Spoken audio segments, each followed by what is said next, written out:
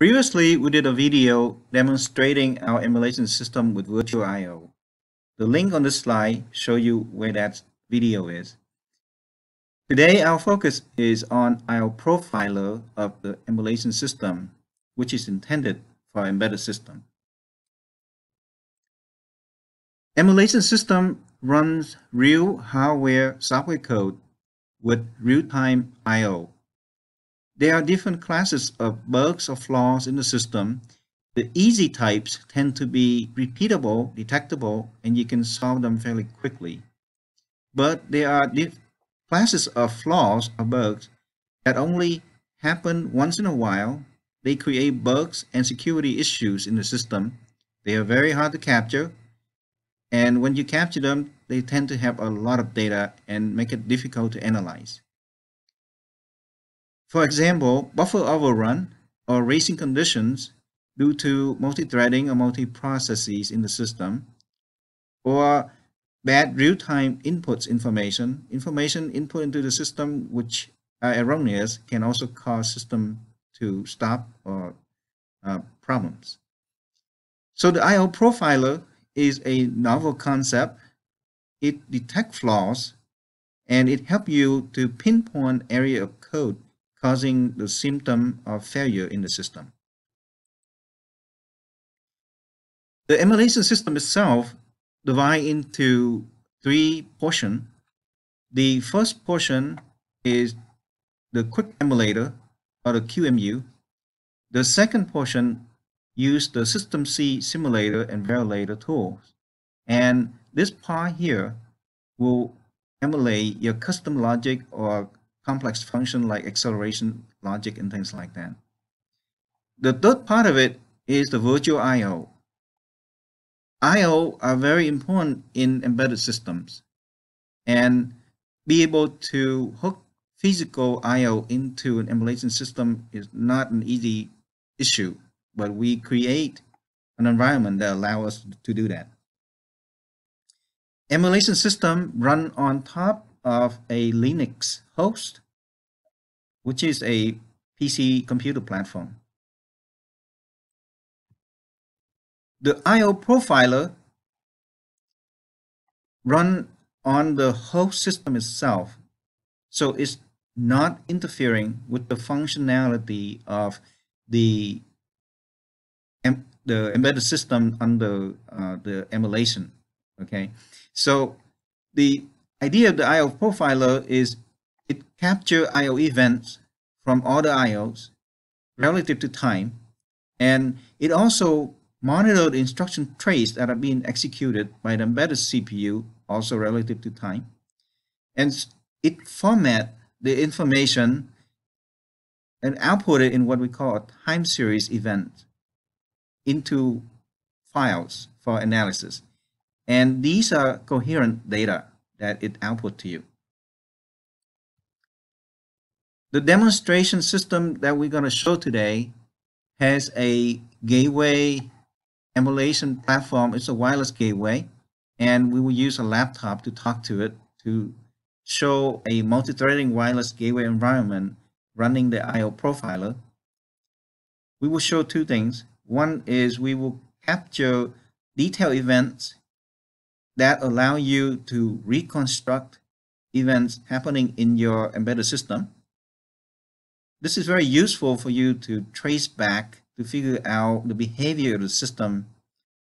The second thing we will show is how to use a feature of the I/O profiler called a trigger. Trigger allows you to capture difficult flaws. For example, in a multi-connections, you define some interesting points, and you capture information before the interesting point or after the interesting point, and you can specify how much data you want to capture. And the events can be correlated to instruction trace to help you pinpoint the code segment that's causing the flaw. So the demo, which is the next part of this video, will capture information and analyze. Now I will demonstrate the operation of the I/O profiler. In the first terminal window, as you can see, The QEMU is already set up and the wireless gateway program integrated proxy is running. We have already demoed this program in the previous videos. In the second terminal window on the same Ubuntu host, I will launch the monitor program. As you can see in the monitor directory, only the executable and the program code is present at the moment. Now, in order to support the multi-threaded wireless gateway, its interface is also divided into multiple sections called queues, with each queue corresponding to a particular thread in the program. In its default mode, the monitor will detect the I/O events on all the queues. Now I will switch to the client to browse the internet and capture some data.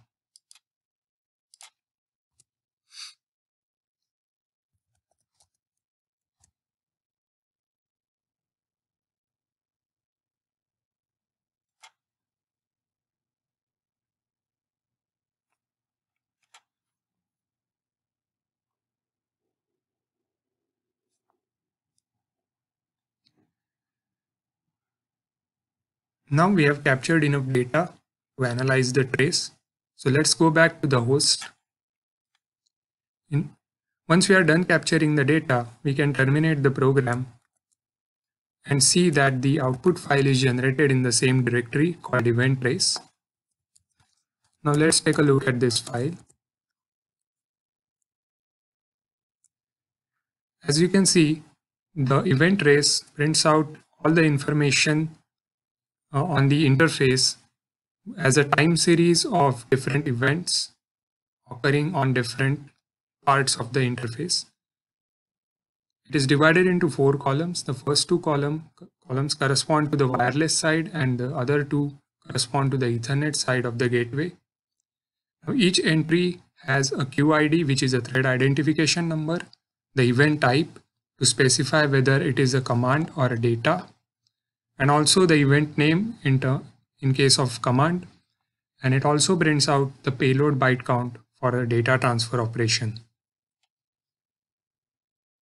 Now let's look at the previously captured event trace to understand how the information can be interpreted.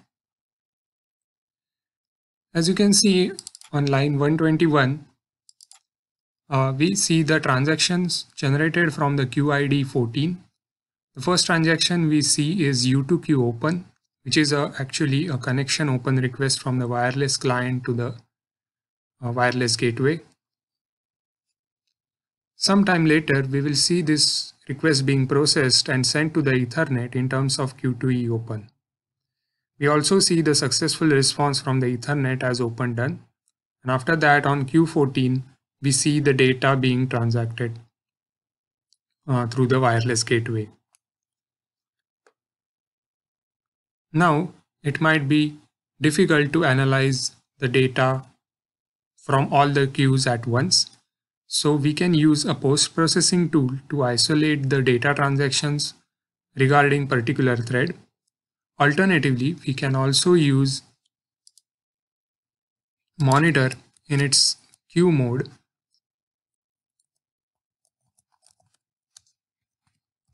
and specify the queue number to monitor.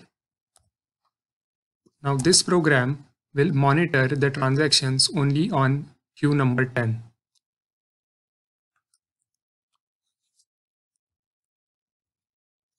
Now we are going to see how we can use the information and automate the process so that we can correlate the I/O event information to the instruction execution trace of the QEMU.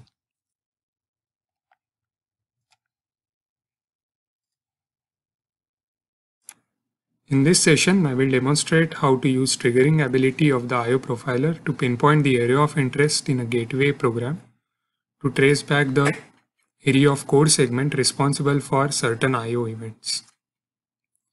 First, we need to use the modified script for the QEMU invocation with changed parameters so that we can enable instruction tracing in the QEMU.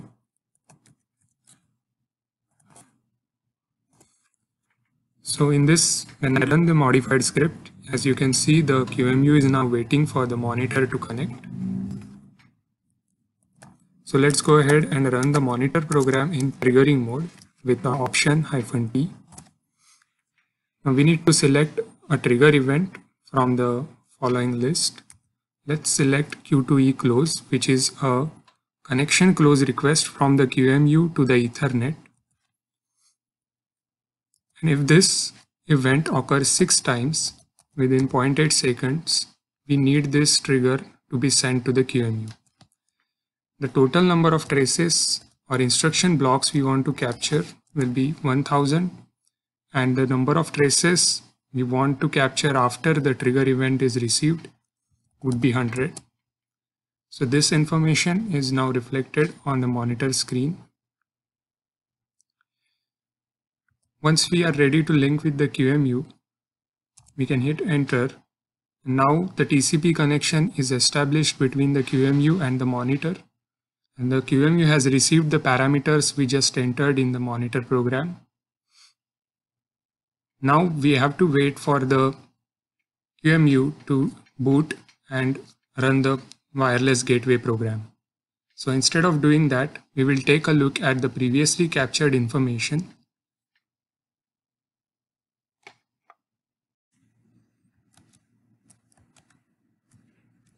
So this is the snapshot of a terminal window from the past monitoring session.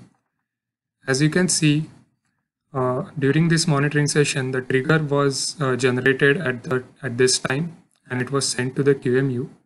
Upon receiving the trigger, QEMU stored the execution in trace information into an output file. Now we will look at the event trace and see how we can correlate the events to the instruction trace. So this is the timestamp that we just saw in the output of the terminal window where the trigger was generated. And as expected, you can see multiple Q2E close requests coming from the QEMU, which actually triggered the event. Now we will go to the same timestamp in the instruction trace, and we can see the instructions around the same timestamp generated. So these are the assembly instruction set that causing the trigger to happen at the time that you are interested. Yes. Okay. So these are the ARM assembly instructions, and as we can see, they are generated around the same time where the trigger was detected.